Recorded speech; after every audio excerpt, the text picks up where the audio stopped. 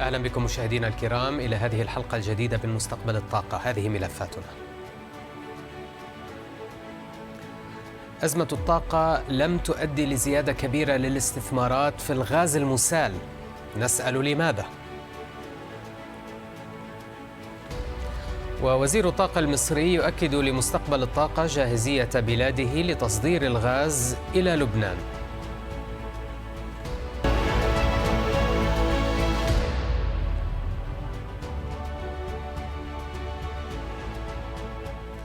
أوروبا فقدت هذا العام جزءاً لا يستهان به من إمدادات الغاز الروسي الذي يصل إليها عبر الأنابيب، وكان لابد لها أن تلجأ إلى الغاز المسال لملء خزاناتها قبل الشتاء. بالبديهة هذا يعني أن سوق الغاز المسال ضمنت سنوات من الازدهار، وهذا صحيح، لكن عند الدخول في التفاصيل هناك بعض المفاجآت. التوقعات السابقة للحرب الأوكرانية من بلومبرغ NEF كانت تشير إلى أن سوق الغاز المسال سيصبح فيها فائض من المعروض بحلول عام 2025، لكن الحرب الأوكرانية قلبت السوق رأساً على عقب، فقد رفعت بلومبرغ NEF توقعاتها للطلب على الغاز المسال بنحو 25 مليون طن في السنة بحلول عام 2025. وفي المقابل ستؤدي مشاريع الغاز المسال الجديدة خصوصاً في الولايات المتحدة إلى زيادة الإمدادات العالمية بنحو 19% عن مستويات عام 2021 لتصل إلى 460 مليون طن بحلول عام 2025. لكن المفاجأة أن هذا الرقم أقل من توقعات ما قبل الحرب الأوكرانية بنحو 7 ملايين طن في السنة. فإذا كان الطلب قوياً إلى هذا الحد، ما الذي يمنع الشركات والدول من زيادة الإنتاج؟ السبب الأول أن استثمارات الغاز المسال تتطلب الكثير من الوقت والأموال، ولذلك فإن مشاريع الجديدة في الولايات المتحدة وقطر لن تضيف إلى المعروض أرقاماً كبيرة على الأرجح قبل حلول عام 2026. والسبب الثاني عدم وجود يقين في شأن الطلب على المدى البعيد في ظل الخطط الأوروبية للتحول إلى الطاقات المتجددة. ببساطة أوروبا تريد كل ذرة من الغاز الآن، لكنها لا تضمن للمستثمرين شراء ما سيتم إنتاجه بعد عام 2030. فهل تستطيع أوروبا تحقيق معادلة تكون فيها هي من يطلب وهي من يشترط؟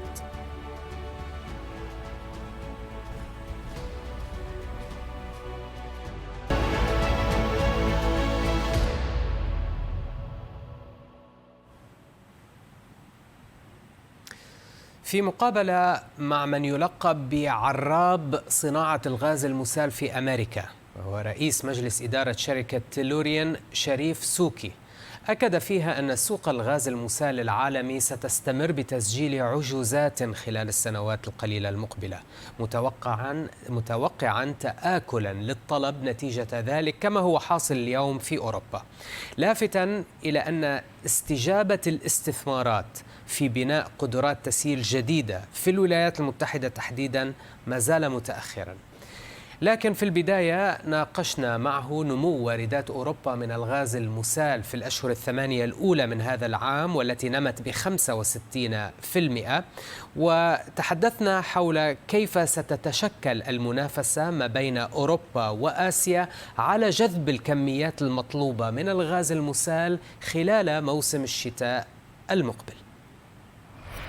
Two very important things have happened in the last couple of years, but they've been coming for 10 years. The first thing is that the LNG market has become extremely liquid, with 400 cargoes today on the water full of LNG that can react very quickly to simply a phone call. So liquidity has now made flexibility possible, and prices will decide where LNG is going to go. So when Europe found itself in trouble, they increased their prices and they attracted a tremendous amount of LNG during the summer season. Europe has the advantage of having storage. Asia doesn't have storage. If it is cold in winter, Asia will have to increase their prices as well in order to start attracting LNG. And this is what's going to happen. The second thing that is extremely important is that the US is now 20% of the LNG market, on its way to become 30% of the LNG market. It is becoming a very, very critical place, and it determines prices to some extent, at least with the floor, because what happens in the US has now an impact on the rest of the world.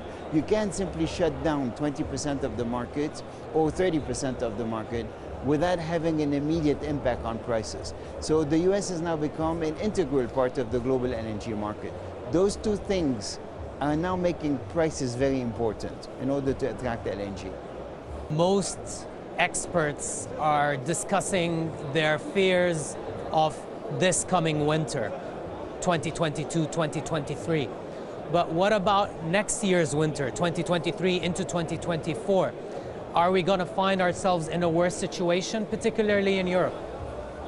It is going to depend highly on weather, because at the moment, all the good news about LNG has arrived, all the LNG is there. Any molecule that is produced is being sold, and there is a very slow ramp up over the next 4 or 5 years. If Qatar materializes fast, and if the United States can find a way to finance their LNG capacity, then it's going to take 6 to 7 years to balance the market, assuming that demand doesn't continue to grow. And given that we're now supply constrained, we are going to suffer some demand destruction. You already have seen it in Europe. There's probably about 7 BCF of demand that's been destroyed already, mostly from industrial production. And that is going to be the case for the next few years. Let's talk about US investment in LNG capacity. We haven't been seeing the investment response, certainly not this year in the US, in coming up with new LNG capacity. Why is the response been muted from the investment side? So there's 100 million tons of LNG that is permitted in the United States, but has not been financed yet.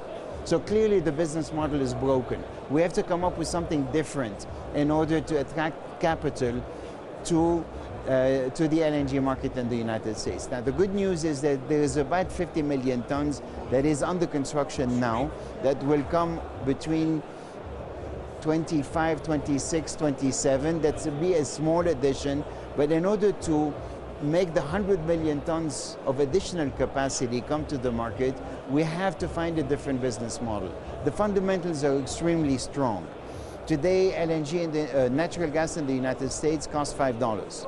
To liquefy it in today's world, with all the inflation and the supply issues, probably costs another $5. So you're going to be on the water in the Gulf of Mexico for somewhere between $10 and $12, and you can sell that LNG for $25, $30, $35 to the rest of the world. It's extremely profitable, but the financial markets have not caught up to that yet. The other thing that I would say is the days of $5 and $6 LNG prices are over. In order to justify a new project in Qatar, in the United States, or anywhere else in the world, you need prices to be significantly in excess of $12 to $15 to justify the investment. But not everyone is happy. We're hearing the French President Macron complaining that his US allies are selling France LNG with a price tag of 4 times of that is being sold domestically in the US. What do you make of that? Well, unfortunately, both in Europe and in the United States today, we're suffering from energy illiteracy. We don't understand how the market works, and particularly the political class. So there is no notion of the Americans are sending us at this price. There is no the Americans. There's a bunch of projects that are owned and developed by different private companies that simply follow prices. In order to understand that market, you must have an energy strategy. If French or Germans want to benefit for American price at cost, it's very simple. All they have to do is go make the investment in the United States. Unlike other countries, our markets are open. Anybody can make investments, both in the upstream reserves and the infrastructure.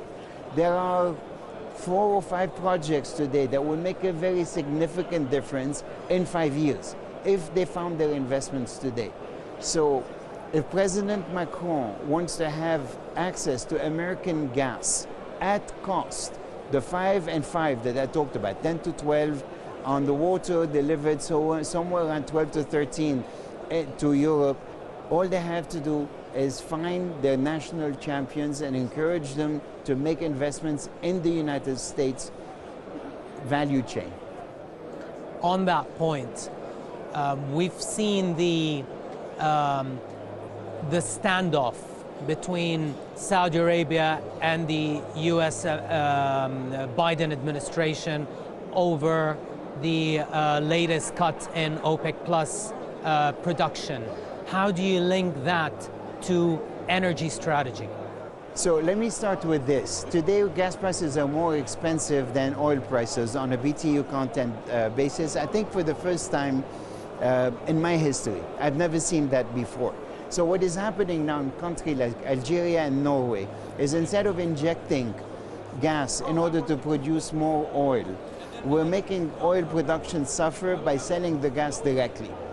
That is going to take oil up, gas down, and start stabilizing all energy forms. This energy crisis is not the same as 40 years ago. It is really an energy crisis, not an oil crisis and not a gas crisis. All energy is going to become more expensive, including renewables, because there is a demand for all energy from all different kinds of sources, even before the invasion of the Ukraine. So on that basis, you are witnessing 2 very different approaches. Saudi Arabia has an energy strategy and an energy policy. They're very thoughtful about what it is that they can do. Their fear is that spare capacity disappears and you don't have the ability to respond. They've been hearing for the last 3 months that the world is going into a recession, that COVID reaction in China is impeding the growth of demand for oil. Everything we had anticipated about Russian oil being diminished because of the sanctions has not happened yet. So they're looking at the situation now with the world going into a recession and saying we have to build that spare capacity because we cannot afford to have prices completely collapse.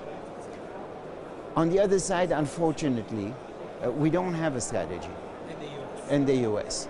We have knee-jerk reactions to different situations. So we started by banning drilling on federal lands a year and a half ago.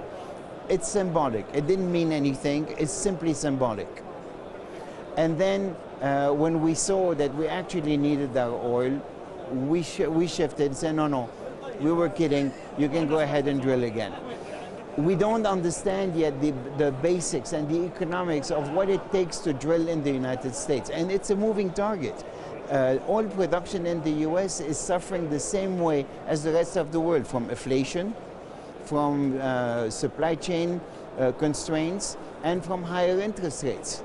You have to take all this into consideration, and you have to ask yourself, if I set a floor $68 or $70 by which I replenish my SPR, is that sufficient to encourage American companies to drill? And it's an ongoing work. It may be sufficient today, but not tomorrow. So you have to do this. You have to have an energy strategy, and you have to implement it with long-term goals in mind. If you're looking only at short-term consequences with gasoline prices up or down, or that is not a strategy.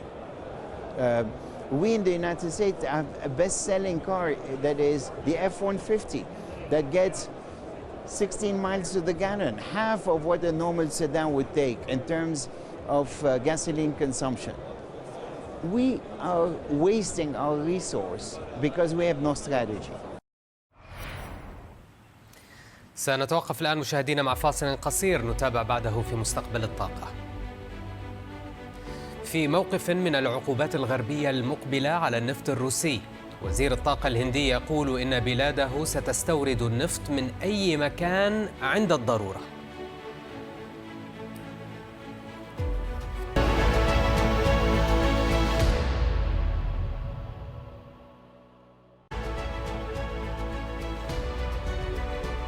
أهلا بكم من جديد. بعد ترسيم الحدود البحرية بين لبنان وإسرائيل، تتجه الأنظار إلى اتفاق تصدير الغاز المصري إلى لبنان الموقع في يونيو الماضي. سألنا وزير البترول المصري طارق الملا إن كان الاتفاق بات أقرب من التنفيذ الآن، فقال إن بلاده جاهزة وتنتظر الترتيبات بين لبنان والبنك الدولي. لكن قبل ذلك سألنا الوزير الملا عن تأثير أزمة الطاقة التي يمر بها العالم على محادثات قمة المناخ في شرم الشيخ التي تنطلق الأسبوع المقبل. يعني يمكن احنا اتفقنا على انه السنة دي هيبقى الكوب 27 اللي هيكون في شرم الشيخ هيبقى كوب معمول للتنفيذ وللتطبيق وليس لوضع استراتيجيات وسياسات وللحديث، لا هيبقى معمول ومتفق عليه من العام الماضي أن يكون مؤتمر للتطبيق وللتنفيذ. ومن هنا هننتهز هذه الفرصة ونرجع تاني نجاوب على السؤال، وهو في ظل التحديات اللي موجودة النهاردة في الطاقة اللي هتملي علينا التحرك والتنفيذ. التنفيذ بمعنى أنه احنا الضرورة النهاردة أثبتت أنه نحن في مزيد من الاحتياج إلى الطاقة التقليدية الأحفورية إلى جانب وبالتوازي مع الطاقة الجديدة والمتجددة. وبالتالي اللي هنتكلم فيه جزء كبير في هذا التحدي العالمي هو ان احنا محتاجين لتأمين امدادات الطاقة واستدامتها، ان احنا نمشي بالتوازي مع تطوير الطاقة الانتقالية من شمسية ورياح، بالتوازي مع التأكيد على مزيد من الاستثمارات في الطاقة الأحفورية سواء الغاز أو البترول. ولكن طبعا بما أننا في مؤتمر للمناخ فبنتكلم على الإنتاج والاستكشاف لهذه الطاقات الأحفورية، ولكن بعمل اللازم لخفض الانبعاثات وبالتالي إزالة الكربون من هذه المشروعات البترولية القادمة والحالية. إذا نتحدث عن الغاز معاليك، ما حجم إنتاجكم من الغاز وما حجم الاستهلاك المحلي والتصدير؟ يعني احنا النهاردة بنتكلم في حدود 6.5 مليار قدم مكعب في اليوم، 6.7 مليار قدم مكعب في اليوم، في الحدود دي يعني طبعا زائد أو ناقص يعني. وإحنا بنقدر نقول إن إحنا بنصدر في حدود 10-15%، وبيبقى ده في يعني مرتبط بالمواسم. ففي الصيف بتنخفض وفي الشتاء بتزيد كميات التصدير اللي ممكن تصل لكميات أكبر من كده، ولكن ده بيتوقف على زي ما بقول الموسمية. ويعني في حيث في الصيف ترتفع درجات الحرارة ويتم استهلاك غاز أكتر محليا، بينما في الشتاء تنخفض عندنا درجات الحرارة ولا نكون محتاجين كل هذا الغاز بيتم تصديره، وهو التوقيت المناسب لباقي الدول وبالذات في أوروبا حيث الشتاء.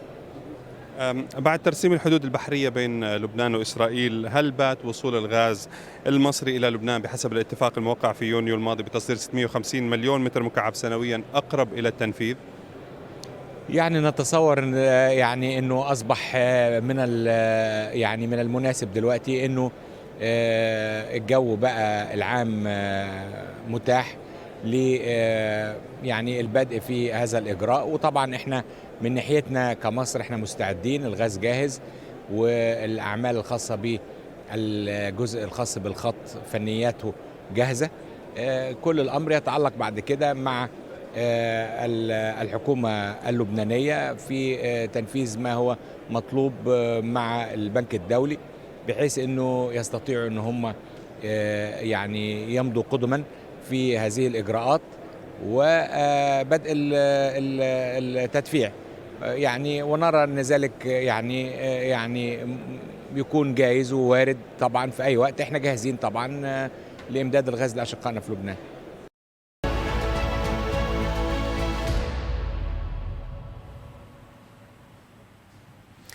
في موقف لافت من خطط غربية لفرض سقف سعري على النفط الروسي، قال وزير الطاقة الهندي في مقابلة لبرنامج مستقبل الطاقة إن بلاده ستستورد النفط من أي مصدر عند الضرورة. Well, I am not the energy minister, but I'll tell you, at the last COP, which the Honorable Prime Minister attended, India has made some very far-reaching commitments, very ambitious, comprehensive commitments on what we have to do on the climate front. I'm very happy to inform you that we are accelerating the implementation of all our commitments. But more than that, our private sector, individually, they're coming up with the targets and commitments on, net zero, the companies themselves, which are way ahead of what the government is committed to. In some respects, it's easier for them, but the government has to assume overall responsibility. I'm very happy that this meeting of ADIPEC is taking place 1 week or so before the next COP meeting. I am also very pleased to find that the COP next year will be taking place in the UAE. So I think the global community is gathering not only in the context of climate change and the COP meetings, but also discussions on energy, which are a crucial component of that, to work towards the commitment we make not only for our generation, but for the next generation in ensuring that the Earth's resources are preserved for the interest of humanity and also for the next generation. معالي الوزير بوري، الهند أصبحت ثاني أكبر مستورد للنفط الروسي بعد الصين، لكن مجموعة السبع تعمل على فرض سقف سعري على النفط الروسي في الأسابيع المقبلة. كيف تنظر الهند إلى هذا الأمر؟ You know, who is a supplier to India depends on market condition. Up to 31st March 2022, Russia only accounted for 0.2% of Indian imports of energy. If you were to be a student of statistics, it would be called de minimis. It wouldn't show up in the statistics. It was so low. But this is not something which happened as a result of 24th February, but there has been a dynamic change in the situation. In the months from April, May, June of this year, imports of Russian oil increased, and they increased because it was available. Today, Iraq is, I think, the largest supplier of crude to India, and traditionally it was with Saudi Arabia. UAE is very high, but India owes a moral responsibility to its citizens. We have to ensure that energy is not only available, but available at affordable rates. And I can tell you, India will buy from wherever it has to. And insofar as the proposed price cap is concerned, I heard that oil which is going to come from Russia to Hungary is going to be exempt. Oil which is going from Russia to China through the pipeline is exempt. Japan is exempt. So we will study this. We will try to find out whom the price cap is aimed at. But we are supremely confident of taking decisions in our own national interest. بهذا نصل إلى ختام هذه الحلقة من مستقبل الطاقة. إلى اللقاء.